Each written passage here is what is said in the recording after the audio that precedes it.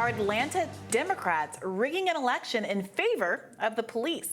According to Cop City activists, that's exactly what Fulton County Dems are doing by announcing at the 11th hour that they will be using controversial signature matching to verify a referendum on the construction of a $90 million police training facility. Now, as reported in The Intercept, in 2019, Peach State Democrats sued the state over Republican Governor Brian Kemp's implementation of signature verification and actually settled with the state. At the time, they argued that signature matching laws are, quote, particularly problematic for racial and ethnic minority voters, young first-time voters, voters with disabilities, and senior citizen voters, all of whom are more likely to have variations in their signatures, or voters who may require assistance from others to enter a signature.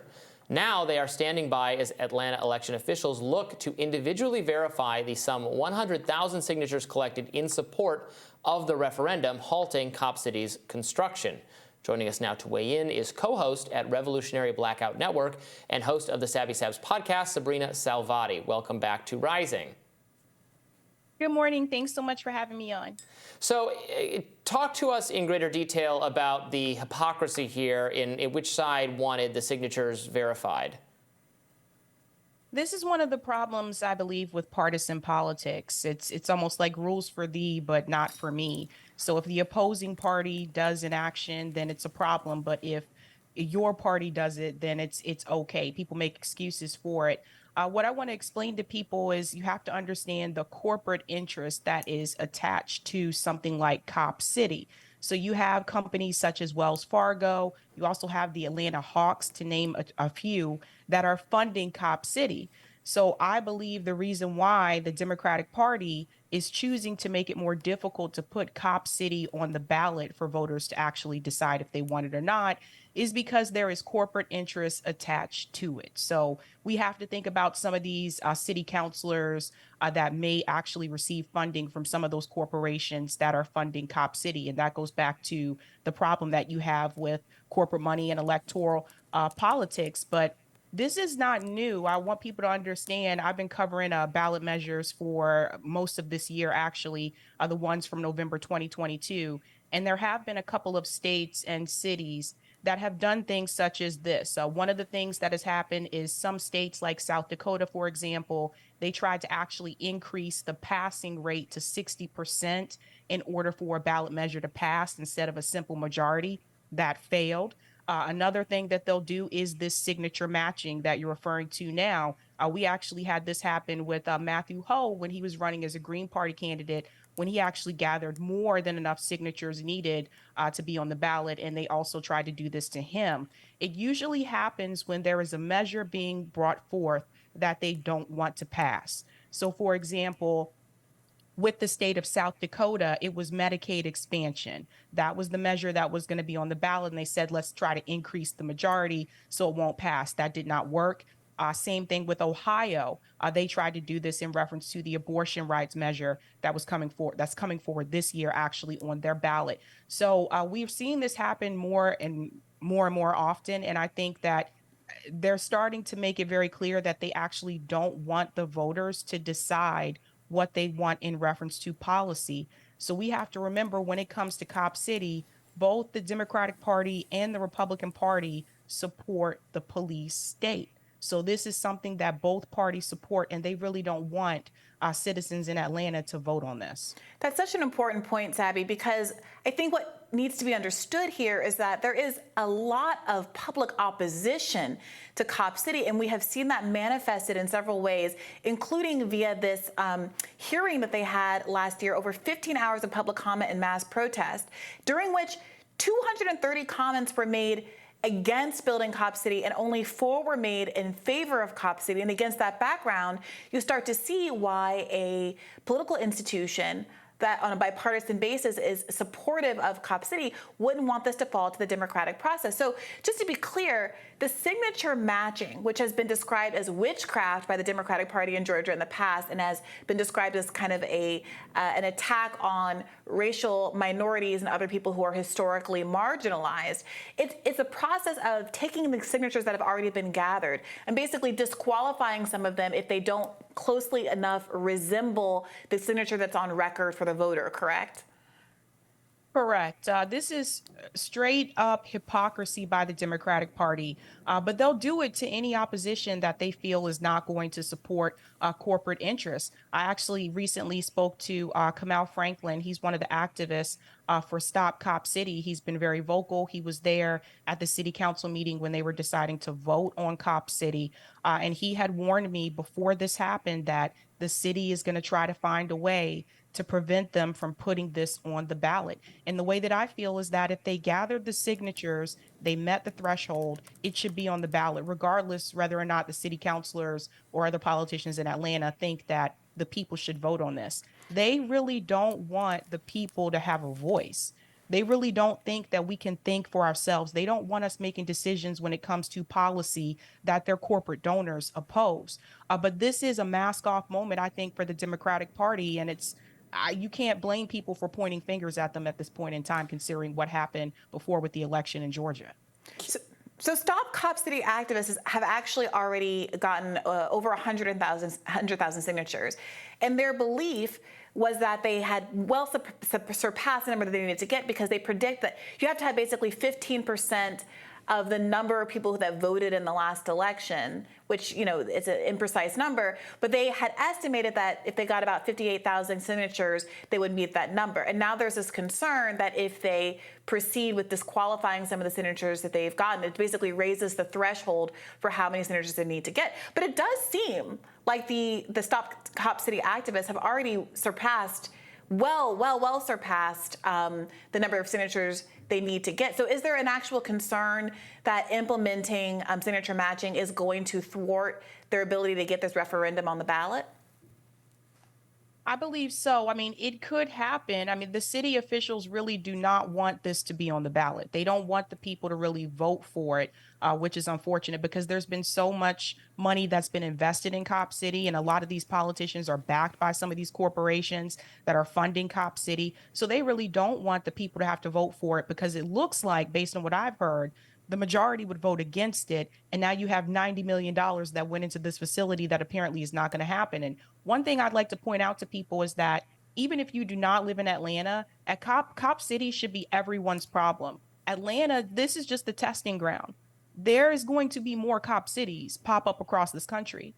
So just because you don't live there, I don't want you to think that this is not your issue. I think they're just testing out Atlanta right now. Next thing you know, it'll be Baltimore, it'll be San Francisco, right? All these cities that have a higher crime rate.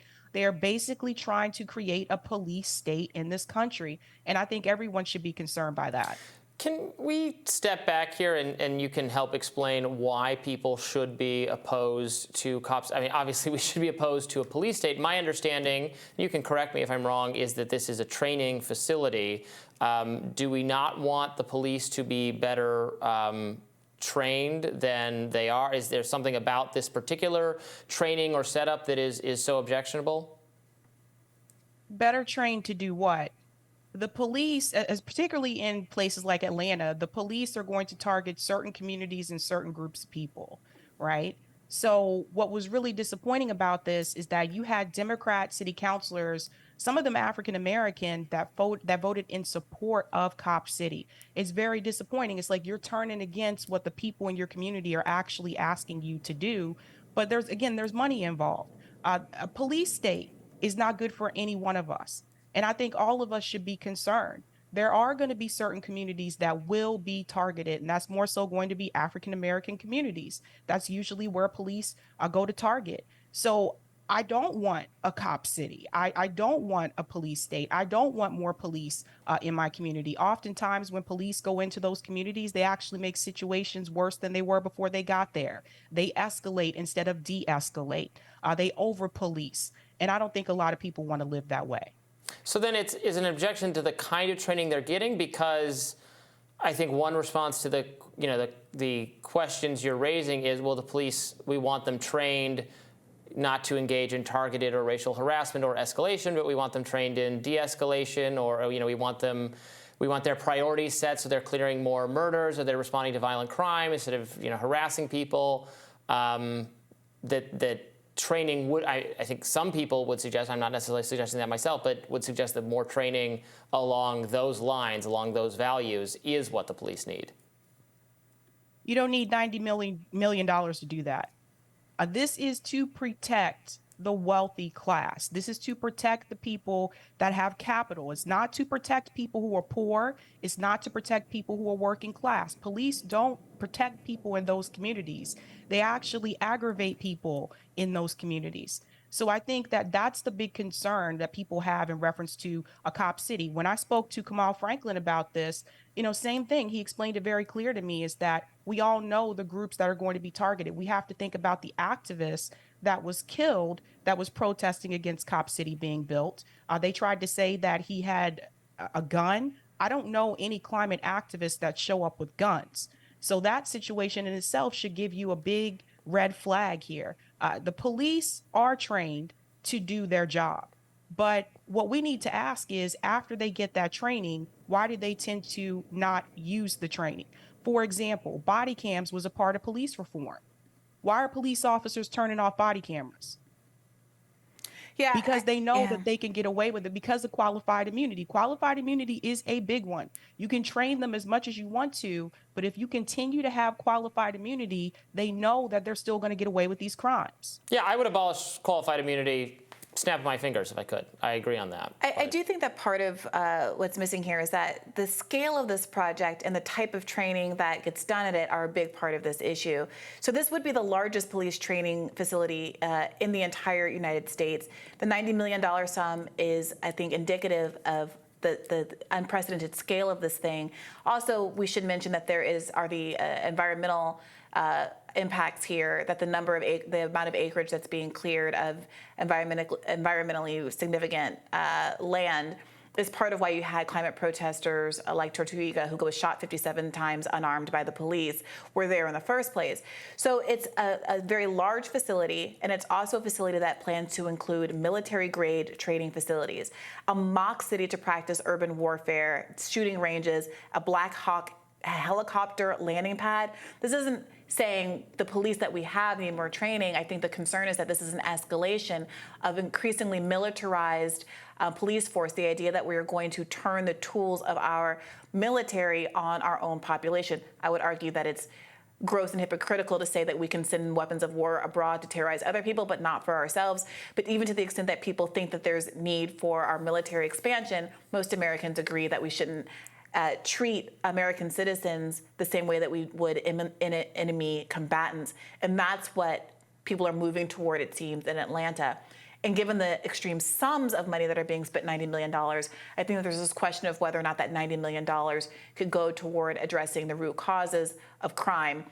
If all of the criminals were put on a, universal basic income or something like that, housing interests taken care of, would you have a better outcome than simply investing millions of dollars in helicopters and the ability for police to have battering rams to kick down doors and conduct the kind of raids that we've seen conducted against, in Atlanta, in fact, the member of the Socialist People's Party that happened just over the summer.